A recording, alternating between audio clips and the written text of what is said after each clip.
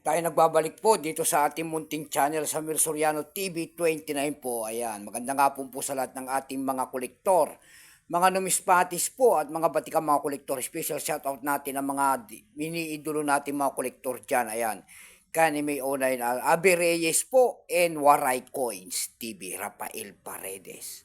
Baka mabigyan tayo ng mga coins ng mga batikan ng mga kolektor natin dyan. Ayan, ang ating mga sinashoutout po. Magandang hapon po sa lahat. Ayan. Andito na naman tayo sa ating munting channel para magpapag-usapan ng mga barya kung magkano na ang kanilang mga halaga na ating mga koleksyon at isa naman tayong kolektor. Ang pag-usapan po natin ngayon, ito po ay 10 centimos po. Ayan. 10 centimos po ni Francisco Baltasar. Ayan. Ayan, 10 centimos po ni Francisco Baltasar, year 1974. Yan ang ating pag-uusapang barya, year 1974. Ayan. Mga small type na. Ayan. Tignan natin ang kanyang presyo sa ating mga online selling. Pero bago yan tayo magpapasalamat muna sa lahat ng tagapagsubaybay dito sa ating mahiwagang munting channel po. Ayan. Maraming salamat po sa lahat ng mga subscriber ko po. Thank you so much sa inyo lahat. Mabuhay po kayo and God bless.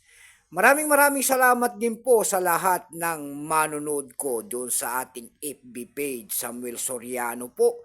Lahat po na nakapalo sa akin doon sa ating FB page, thank you so much at magandang hapon po sa inyo and God bless. Yun naman po hindi pa po nakapag-subscribe dito sa ating munting channel, anyayaan ko lang sana kahit malaking tulong na po o bagay ang inyong magagawa. Tulad na lamang po sana ng pagpindot ng ating subscribe button, like and share para ma-update ko naman kayo sa mga bago ko pang gagawin mga video po about coins ang ating pinag-uusapan po dito sa ating munting channel. Ito po ay 10 centimos po, ayan, ni Francisco Baltasar. Tignan natin ang kanyang presyo sa ating mga online selling. Pero bago yan, kilalanin mo muna natin siya. Issue po nito ay Philippines po. Period Republic 1946 up to date po. Type nito is standard circulation coins years 1967 hanggang 1974. Type value nito 10 centimos. Ayan, currency pesos 1967 up to date po. Composition niyan kung gawang materialis yung barya na yan. Ayan po ay nickel brass. May bigat lamang itong 2 grams, may habang 17.85 mm. May kapal po naman ito 1.15 mm. Hugis po syempre bilog. Orientation nito ay coin alignment. Itinigil naman ang paggamit sa barya na yan noong ng Pilipinas noong January 2, 1998. Number N-3752. Reference number KM-198.